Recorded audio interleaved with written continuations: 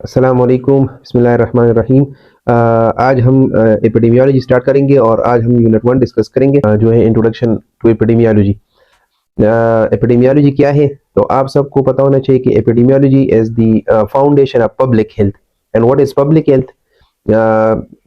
आप लोगों को पता होना चाहिए कि एक हमारे साथ मेडिसिन है और एक है पब्लिक हेल्थ। तो मेडिसिन जो है वो आप सबको पता होना चाहिए कि जो हमारे साथ हॉस्पिटल्स है, जहाँ हेल्थ केयर सिस्टम है, जहाँ पे क्योरमेंट हो रही है। तो एक है क्योरमेंट ऑफ डिजीज और दूसरा है प्रिवेंशन ऑफ डिजीज।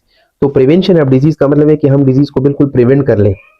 जिस तरह डायबिटीज मिलाइटिस है, तो अगर हम कम्युनिटी के अंदर लोगों को एजुकेट कर ले कि उनका वेट नॉर्मल हो और उनकी डाइट ठीक हो, सब कुछ ठीक हो, तो वो डायबिटीज उनको डेवलप ही नहीं होगा। दूसरी साइड पे हॉस्पिटल में जो बंदे काम करे, जो स्टाफ काम करे, वहाँ पे कोई डायबिटिक पेशेंट आ जाते हैं, वो उनको ट्रीटमेंट प्रोवाइड कर रहे हैं। तो एक है क्योरमेंट ऑफ डिजीज, ये मेडिसिन का काम है, हॉस्पिटल का काम है, जो जिसमें डॉक्टर्स और मेडिसिन, जो जिसको हम कहते हैं branch of medicine that deal with the curement of disease. And public health हमारे साथ है कि जिसमें हम प्रिवेंशन के ऊपर ज्यादा फोकस करते हैं, और क्योंकि प्रिवेंशन हमारे साथ कास्ट इफेक्टिव भी है और इस पर खर्चा भी कम आता है, और डिजीज की जो ट्रीटमेंट है वो श्योर नहीं है कि उससे बंदा ठीक हो जाएगा, लेकिन क्योंकि ये अनसर्टन है, प्रोग्नोसिस जो है ना वो अनसर्टन है, क्या वो बंदा ठीक होगा या ठीक नहीं होगा।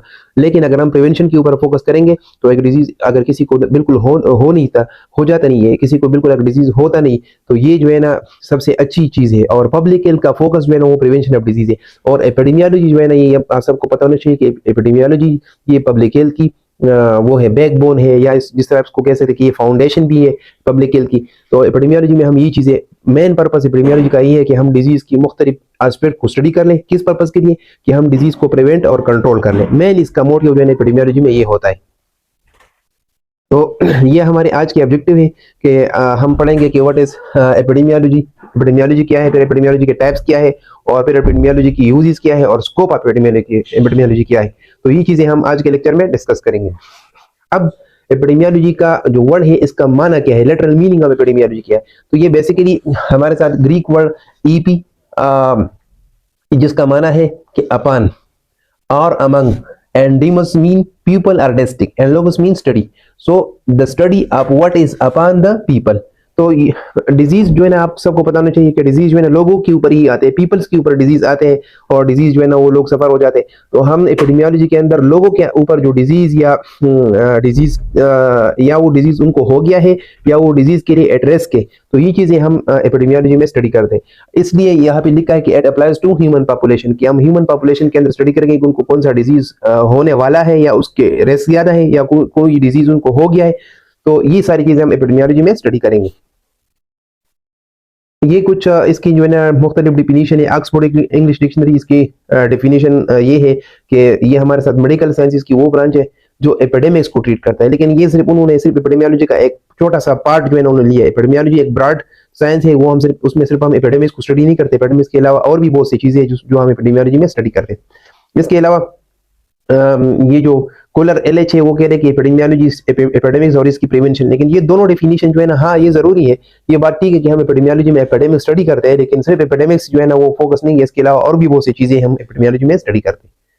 तो जो एपिडेमियोलॉजी की जो लेटेस्ट डिफिनीशन है WHO के मुताबिक, जो उसकी डिफिनीशन है वो है कि epidemiology is the study of distribution and determinant of health related states or events in a specified population and the application of this study to control of health problem। ये WHO की जो है ना comprehensive definition है, और इसमें distribution क्या है, इसमें डिटरमिनेंट क्या है, ये सारी चीजें, और हेल्थ रिलेटेड स्टेट्स या इवेंट क्या है, तो ये आप लोगों को पता होना चाहिए। अब हेल्थ रिलेटेड स्टेट्स या इवेंट जो है ना, ये हमारे साथ है हेल्थ रिलेटेड स्टेट में, ये आपके साथ डिजीजेज है। अच्छा, एक चीज याद रख ले, एक डिजीज होता है, और डिजीज के लिए या इस तरह हम डिसऑर्डर वगैरह, इलनेस, ये सारे टर्म, इसमें थोड़ा थोड़ा सा डिफरेंस है जो हम डिस्कस करेंगे इंशाल्लाह आगे के स्लाइड्स में।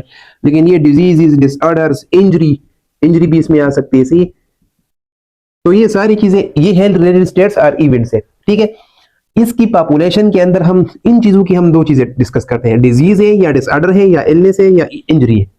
इसकी हम डिस्ट्रीब्यूशन स्टडी करते हैं, और दूसरा चीज हम क्या स्टडी करते हैं, डिटरमिनेंट। तो अब डिस्ट्रीब्यूशन क्या है? डिस्ट्रीब्यूशन का मतलब है कि ये डिजीज कौन से लोगों में है, हु, और ये डिजीज कौन सी इलाके में है, वियर एंड व्हेन ये डिजीज कब होता है। फॉर एग्जांपल टीबी है तो हम ये देख लें कि टीबी किन लोगों में है, आया वो बच्चों में है या वो प्रेग्नेंट वुमेन के अंदर है या एचआईवी पॉजिटिव पेशेंट के अंदर है। फिर वियर उसकी ज्योग्राफिक लोकेशन क्या है, प्लेस। व्हेन हु के लिए हम टर्म यूज करते हैं पर्सन, और वेयर के लिए हम यूज कर सकते हैं प्लेस, और व्हेन के लिए हम यूज करते हैं टाइम। तो ये चीजें डिस्ट्रीब्यूशन में हम स्टडी करते हैं कि कौन सा डिजीज, ये डिजीज को हम कहते हैं कि व्हाट मीन कौन सा डिजीज, और वो डिजीज किन पर्सन के अंदर है, वो हु, एंड कौन से एरिया के अंदर है, वियर, एंड व्हेन कौन से टाइम में वो डिजीज होता है।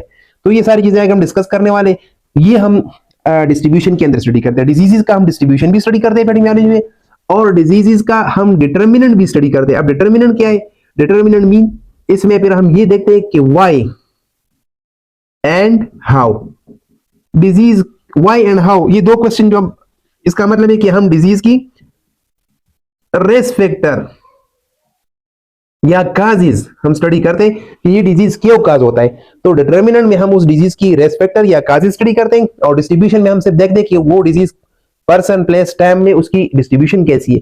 तो बेसिकली ये दो चीजें जो एपिडेमियोलॉजी के डिफिनीशन में है, ये दोनों टाइप्स ऑफ एपिडेमियोलॉजी है। अगर आप डिस्ट्रीब्यूशन स्टडी करेंगे तो ये हम आगे डिस्कस करेंगे, ये हमारा डिस्क्रिप्टिव एपिडेमियोलॉजी है, और अगर आप उसकी फिर काज मालूम करना चाहते हैं तो ये है एनालिटिक एपिडेमियोलॉजी। अच्छा, एक चीज याद रख ले कि अब एपिडेमियोलॉजी ये फर्स्ट लेक्चर है, और इसमें आपको पता होना चाहिए कि एक हमारे साथ होता है एक्सपोजर, एक होता है exposure, exposure mean risk factor, और एक होता है आउटकम, और आउटकम यूजुअली क्या होता है, डिजीज। तो एपिडेमियोलॉजी में हम इन दो चीजों की बात करेंगे कि एक्सपोजर और आउटकम। अगर एक बंदा एक्सपोज है तो आया उसको वो डिजीज हुआ है या नहीं हुआ है, तो एक्सपोजर और आउटकम। अब देखें, अगर आप सिर्फ एक्सपोजर की डिस्ट्रीब्यूशन भी आप मालूम कर सकते हैं, एक्सपोजर क्या है, स्मोकिंग है, तो आप स्मोकिंग देखना चाहते हैं कि ये स्मोकिंग कौन लोग स्मोकर है और कहां पे स्मोकर ज्यादा है, और ये साल के कौन सी टाइम में, या फॉर एग्जांपल ये कौन सी टाइम में स्मोकिंग ज्यादा करते हैं। फॉर एग्जांपल ये जब उनको कोई स्ट्रेस हो उस वक्त स्मोकिंग ज्यादा करते हैं, या उनको कोई फॉर एग्जांपल हॉस्टल में हो तो वो ज्यादा स्मोकिंग करते हैं, या तो ये मुख्तलिफ। मेरा मकसद ये कि एक्सपोजर का भी आप डिस्ट्रीब्यूशन मालूम कर सकते हैं, और आप आउटकम का भी डिस्ट्रीब्यूशन मालूम कर सकते हैं। आउटकम तो डिजीज है, तो हम अगर आप एक्सपोजर या आउटकम दोनों की डिस्ट्रीब्यूशन मालूम करना चाहते हैं तो ये आपका डिस्क्रिप्टिव एपिडेमियोलॉजी है। लेकिन अगर आप इस एक्सपोजर और आउटकम की आपस में रिलेशनशिप देखना चाहते हैं कि इस एक्सपोजर से ये डिजीज हुआ है, तो इसका मतलब है कि आप रेस्पेक्टर या काज मालूम करना चाहते हैं, तो ये आपके साथ हो गया डिटर्मिनेंट, और ये है एनालिटिक एपिडेमियोलॉजी। तो ये तकरीबन आगे जितनी भी हम एपिडेमियोलॉजी पढ़ेंगे उसके अंदर ये चीजें होंगे। तो अभी से आपको पता होना चाहिए कि एक्सपोजर और आउटकम, तो दो मेन चीजें एक्सपोजर और आउटकम। अगर आप सिर्फ डिस्क्राइब करें दोनों को तो ये डिस्क्रिप्टिव एपिडेमियोलॉजी, और अगर आप दोनों की रिलेशनशिप देखना चाहते हैं तो वो है एनालिटिक एपिडेमियोलॉजी। अच्छा, अब एपिडेमियोलॉजी ये ऑलरेडी वही चीज है कि epidemiology is the study of determinant, distribution and frequency of disease, cases के कितने लोगों को वो डिजीज है, and epidemiology studies who gets disease and why.